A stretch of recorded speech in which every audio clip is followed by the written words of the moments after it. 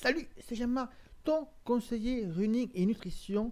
Bienvenue dans cette vidéo où c'est qu'on va parler plan entraînement et notamment on va voir ensemble aujourd'hui tout simplement quelque chose qui est fondamental qu'on retrouve dans tous les plans d'entraînement, que tu les prennes sur 8 semaines ou que tu les prennes sur 12, hein, c'est pareil. Juste un petit aparté quand même. Entre choisir 8 ou 12, moi je te conseille plutôt de choisir la version la plus longue, si c'est possible, bien sûr, pour toi, tout simplement parce que ta progression sera, on va dire, plus progressive. Hein, on partira d'un point A pour aller à l'objectif, au point B, donc elle sera plus progressive. Alors que si tu la prends sur 8 semaines, tout simplement, la progression va être beaucoup plus rapide. Hein. On va essayer de t'amener du point A au point B beaucoup plus rapidement. Alors aujourd'hui, on va voir ensemble dans cette vidéo, comme je te disais, on va parler plan d'entraînement et on va surtout voir ensemble trois séances qui sont incontournables et que l'on retrouve pratiquement contournables. J'essaye d'écrire correctement. Ouais, et que l'on retrouve donc dans tous les programmes et tous les plans d'entraînement. Mais tu peux déjà, si tu as l'occasion, tout simplement d'aller voir dans les commentaires ou dans la description de la vidéo, il y a un PDF à télécharger. Hein. C'est une fiche pratique qui va reprendre ce que je vais dire dans cette vidéo. Et notamment, je vais te parler, tout simplement, tu vas retrouver les 3 types de séances incontournables que tu vas pouvoir reprendre ensuite. Allez, donc on attaque avec la première séance qui pour moi incontournable. C'est ce qu'on appelle tout simplement, la première séance, c'est tout simplement l'endurance fondamentale. Hein.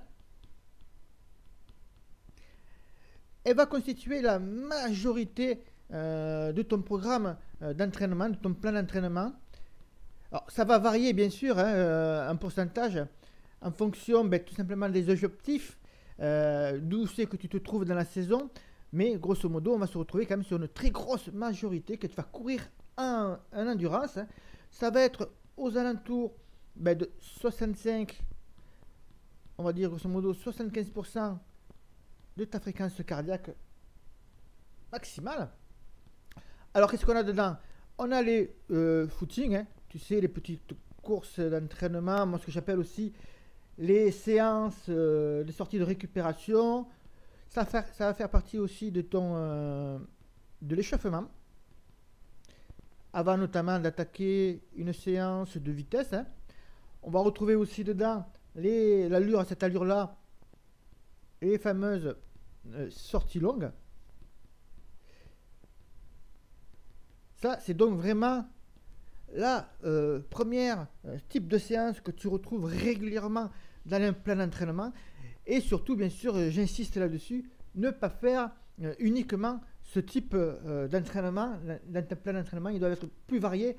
Et c'est l'un des éléments, bien sûr, un élément de base, les séances en endurance. Et tu vas le retrouver, bien sûr, dans le PDF que tu pourras télécharger, la fiche pratique. Tu as le lien en dessous, tout simplement pour télécharger tout ça. Alors, on va passer maintenant au deuxième point qui est aussi très important et je sais que beaucoup commencent ou plutôt hésitent souvent à en faire. Néanmoins, c'est très important d'en faire. On a tout d'abord un type de séance que moi j'appelle les séances à seuil et AS. Alors AS, c'est tout simplement, ça veut dire tout simplement les allures courses. Hein. On dit souvent allure spécifique 5 km, 10 km, semi, etc. Ce sont très souvent donc des allures qui sont rapides, hein, mais pas maximales. Hein. C'est des allures rapides, mais pas maximales. Alors, comment tu vas définir ça par rapport, par exemple, si tu utilises le cardio, hein, ça va se retrouver aux alentours de 90% donc de ta fréquence cardiaque maximale. Alors, on a vu tout à l'heure qu'on avait l'endurance qui était une grosse partie de ton entraînement. Une autre partie importante de ton entraînement, ça va être cette histoire de seuil et d'allure spécifique. Ce sont donc des allures qui sont rapides, mais tu ne seras pas à 100% de l'effort. Et aussi très important, donc du coup, on va retrouver puisqu'on est à 80-90% de sa fréquence cardiaque maximale, on va se retrouver donc avec des durées qui sont assez importantes, des durées qui vont très souvent au-delà des 5-6 minutes. Ça veut dire que... Oula, j'ai fait une petite faute d'orthographe. Je vais remettre ça en plus clair et surtout en abrégé, comme ça c'est plus facile à comprendre. Donc c'est des durées supérieures à 5-6 minutes. Ça c'est vraiment un point très très important, tout simplement parce que on est donc sur un effort qui est intense, mais pas à des allures maximales. Et c'est des allures que tu vas pouvoir tenir très très longtemps. Et donc ça va être des allures qui vont dépasser très largement les 5-6 minutes. Tu peux, je vais te mettre un exemple, te retrouver à 2 fois 10 minutes à allure seuil, donc allure A3 pour les membres de nos programmes. Mais sinon, tu reprends 2 fois 10 minutes avec les 80-90% de ta fréquence cardiaque et tu peux avoir un temps de récupération environ de la moitié du temps d'effort. Alors, je te rappelle donc, toujours pareil, tu as un PDF à télécharger dans les commentaires ou dans le descriptif de la vidéo qui va te montrer tout simplement, qui va te faire un rappel et que tu vas pouvoir garder sous la main pour l'utiliser plus tard. Enfin, dernier point et dernière séance incontournable qu'on va voir ensemble. Et ça vraiment, il y en a qui ont beaucoup de difficultés avec ça, qu'il y en a qui ne voient pas pourquoi. À quoi ça sert la VMA, surtout lorsqu'ils font du long, qu'ils font du marathon, qu'ils font de l'ultra trail, tout ça. Ils évitent les séances de VMA et c'est vraiment dommage parce que en travaillant ta VMA, ta vitesse, même sur des distances inférieures, tu vas tout simplement pouvoir améliorer tes chronos et même améliorer ta façon de courir. Alors là, on a des répétitions courtes, mais qui sont très intensives, ou plutôt très intenses.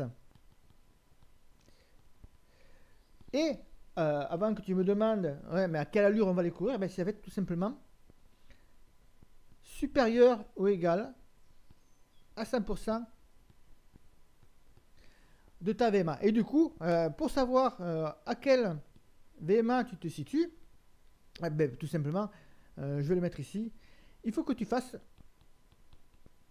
un test VMA tout simplement pour définir tes allures de course, mais aussi pour définir ton pourcentage maximal, ta vitesse maximale aérobie, pardon. Donc ce sont des répétitions courtes et très intenses qui font partie, qui sont la troisième phase de ton plan d'entraînement. Et ça doit se retrouver, donc c'est plutôt des séances courtes, on va dire 2-3 minutes maxi. Le 30-30 en est un bon exemple, par exemple. Ça, c'est vraiment très important. Et surtout avec ces types de séances, il y a quelque chose de très important. On va les mettre de cette couleur plutôt. Rappel, c'est l'échauffement. Il faut vraiment se concentrer sur l'échauffement. Tu ne peux pas simplement utiliser un footing court, ou plutôt un footing de 15-20 minutes. Ça passe par des petits exercices, des montées de genoux, tout ça. Quelques lignes droites qui ne sont pas des sprints, les fameuses LD, mais c'est vraiment très utile de faire ça avant de te lancer dans une séance qui est aussi intensive avec 100% voire supérieur à 100% de VMA.